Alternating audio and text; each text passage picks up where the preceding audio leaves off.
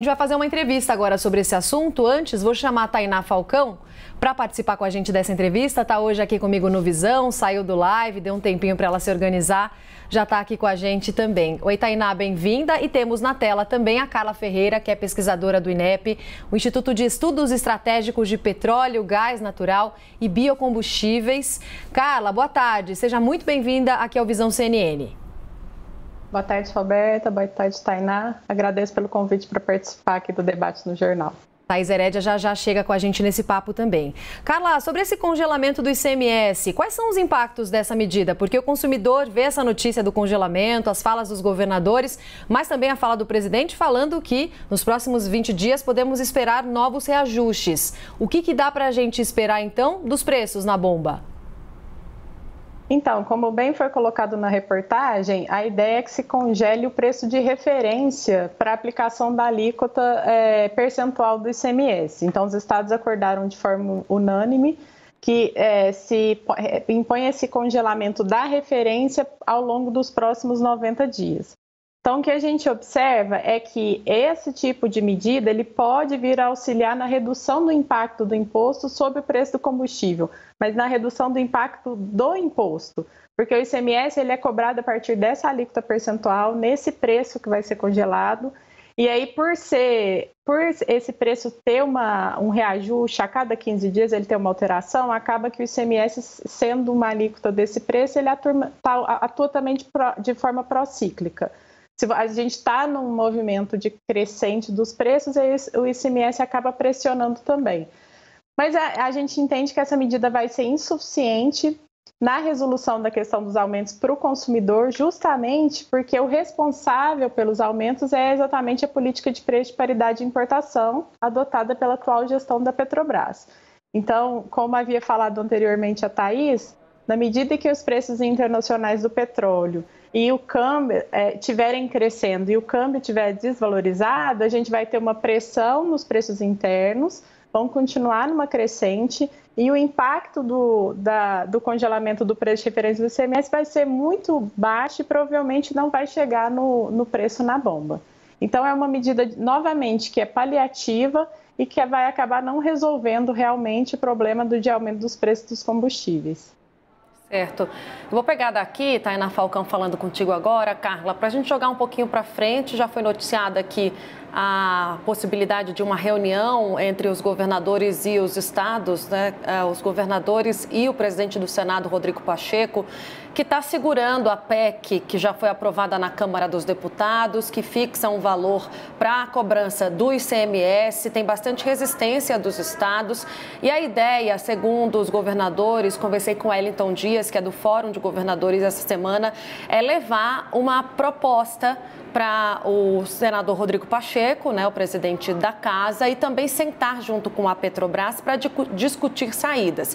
A proposta a gente já sabe qual é, já foi noticiado aqui, a gente trouxe na semana passada, a criação de um fundo de equalização. O Wellington Dias me disse que esse fundo já existe, que ele seria reativado, daí com várias possibilidades para que os recursos sejam colocados nele.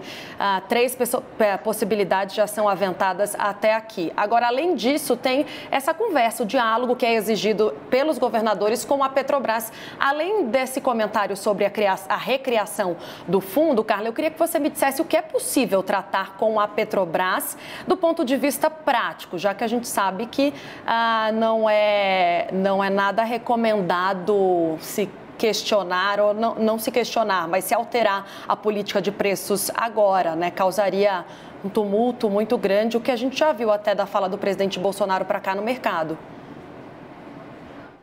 Bom, então, eu acho que está se configurando uma reação na tentativa de resolução do problema. Então, o que a gente observa é que tem uma certa omissão do governo federal na articulação da resolução desse problema. E aí, a partir da aprovação desse PL na Câmara e agora em discussão do Senado, me parece que o presidente Rodrigo Pacheco ele tem tentado fazer articulação entre governadores e entre Petrobras, que são os agentes da cadeia de composição do preço. Então, além do ICMS, dos tributos federais, tem também as margens da distribuição e da revenda e esse preço que sai da Petrobras.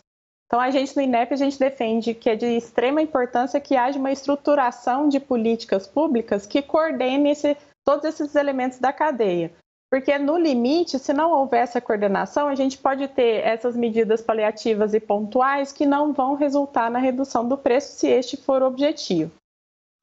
Inclusive, por exemplo, se a gente considerar que antes dessa medida do congelamento do preço de referência, já havia tido um anúncio do governador de Minas dizendo que reduziu em 1% a alíquota de ICMS sobre o diesel. E na divulgação do governo de Minas, eles mesmos disseram, vai depender da revenda e da distribuição para chegar no consumidor. Então, a gente observa que se não tiver uma articulação entre esses elementos, essas reduções elas vão ser incorporadas pelos outros agentes da cadeia. Então, é nesse sentido que a gente avalia que talvez seja necessário mesmo essa articulação e, diante da omissão do governo federal, os outros agentes têm se organizado. No INEP, a gente tem debatido algumas possibilidades, então uma delas é inclusive o Fundo de Estabilização, mas um pouco diferente da proposta que está sendo aventada pelos governadores. A gente acha que a origem dos recursos para estabelecimento desse fundo poderia ser um imposto sobre as exportações de petróleo, por exemplo. Mas eles estão levando em consideração já essa proposta também, viu, Carla? Então, e ela está em tramitação. Eu até cheguei a participar de uma audiência pública na Câmara dos Deputados que debateu essa proposta. Mas eu discordo no sentido de que não há possibilidade da Petrobras também mexer um pouco na política de preço. Então, uma das questões que a gente também debate internamente é que se considere os custos de produção do combustível aqui, dos derivados em geral, porque nós estamos numa situação favorável de que o país é um grande produtor de petróleo. Então, diferente de países que são fundamentalmente importadores de derivados, que dependem do preço internacional, porque ele vai comprar essa mercadoria com esse valor, nós aqui produzimos muito petróleo, principalmente nós estamos entre os 10 maiores produtores de petróleo do mundo, refinamos muito, então nós temos uma produção de derivado também ampliada, então poderia ser, além da referência do preço internacional do barril, considerar também os custos de produção. Então, estabeleceria alguma forma de cotação dos preços dos derivados no mercado interno, além da referência nesse preço de paridade de importação, PPI, e consideraria-se também o custo do refino na estatal acrescido das margens da remuneração dos acionistas. Então, a gente acha que o PPI, no caso de um país produtor de petróleo, não é a única solução, como mostra outras experiências internacionais. Thaís Herédia, chega mais. Oi, Carla, boa tarde. Carla, no fim das contas, todo mundo quer saber quem vai pagar essa conta, né? Quem vai financiar, pelo menos, essa política pública. O presidente da Petrobras disse recentemente que a Petrobras não pode fazer política pública porque ela é financiada com capital privado, né? A União não investe, não desembolsa recurso há muitos anos, nem para investimento e nem para manutenção da operação da Petrobras. Pelo contrário, a Petrobras virou um cofrinho da onde o Tesouro tira dividendos, royalties e impostos. E o consumidor fica se perguntando, vai sempre sobrar para mim? Então, o presidente da Petrobras diz, a Petrobras não pode fazer política pública porque ela precisa do capital privado. Então, minha pergunta para você é sobre essa fonte de financiamento, né? Como fazer política pública sem combinar com o capital privado antes ou sem gerar um prejuízo para a companhia antes que a política pública dê certo? Certo, Thaís. No caso, eu concordo com você que a Petrobras não deveria fazer política pública. Quem faz a política pública é mesmo o governo federal. E aí, eu tenho entendimento que a Petrobras é uma empresa de caráter misto.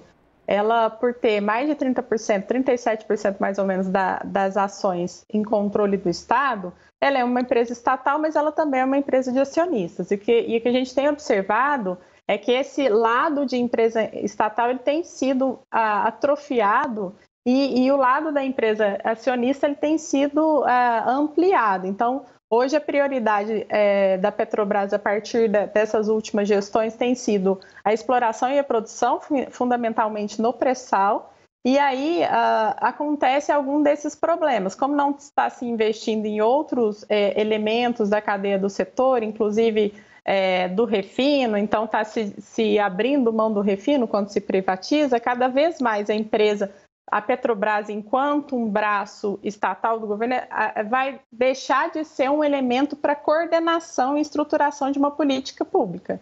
Porque é claro que, de alguma forma, a Petrobras tem que participar desse processo, mas de forma alguma dando prejuízo ou alguma coisa nesse sentido, mas considerar aquilo que é possível, que é o elemento que ela tira da terra, que é o petróleo, que aqui a gente tem em abundância.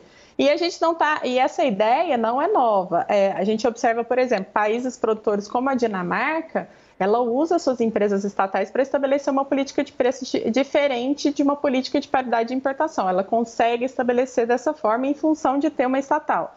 Outros países que daí têm muito maior produção, como a Arábia Saudita, por exemplo, eles conseguem congelar seus preços internos. Então, a gente tenta formular essas questões a partir de experiências internacionais que a gente observa e que são interessantes. Inclusive, por exemplo, o Fundo de Estabilização, ele é implementado já em alguns países, são experiências que deram certo e que poderiam ser trazidas para cá também. Sim. Carla, muito importantes essas questões técnicas que você está explicando, inclusive trazidas aí pelas perguntas da Tainá e da Thaís, mas para ficar claro e para a gente conseguir traduzir para as pessoas também que estão assistindo, o que dá para esperar do valor do combustível na bomba para os próximos meses? Tem alguma previsão de quando é que pode começar a melhorar? Bom, Roberta, diante da manutenção da política de preço, como eu falei anteriormente, sem estabelecimento de algum tipo de política pública ou um conjunto de políticas públicas, como a gente colocou anteriormente, inclusive poderia se estabelecer um mecanismo fiscal. Por exemplo, a CID, quando ela foi criada, ela tinha uma perspectiva de conseguir também reduzir a volatilidade dos preços internos. E ela acabou nunca sendo usada como esse mecanismo. Então, a gente poderia criar-se também algum tipo de mecanismo fiscal para estabilização dos preços internos. Enfim, mas se não houver uma coordenação, uma estruturação de políticas nesse sentido e nem uma alteração mínima que seja na política de preço que está sendo implementada na Petrobras, diante do cenário internacional, como colocou a Thaís anteriormente, que a gente está numa expectativa de desvalorização cambial ainda, e pode ser que a gente venha a passar por períodos de aumento dos preços internacionais do barril, é bem difícil que a gente tenha perspectiva de redução dos preços internos nos próximos períodos. E aí é interessante se observar, quando a gente olha o histórico recente, o período em que o preço dos derivados foi menor foi exatamente mais ou menos ali em maio, junho de 2020, quando a gente teve aquela queda abrupta no preço internacional do barril. Naquele momento, a gente inclusive teve recordes de preço, né? O preço do petróleo nos Estados Unidos, ele bateu preços negativos. Então, naquele momento, se observou uma redução do preço interno. Então, a não ser que tenha uma alteração no contexto internacional ou também na nossa taxa de câmbio, que são duas variáveis relevantes, a gente não tem expectativa de redução do preço, a não ser que tenham medidas implementadas internamente. Tá certo. Carla Ferreira, pesquisadora do Instituto de Estudos Estratégicos de Petróleo, Gás Natural e Biocombustíveis, muito obrigada por essa conversa aqui com a gente hoje no Visão. Bom trabalho para você, bom feriado também. Obrigada a vocês. Boa tarde.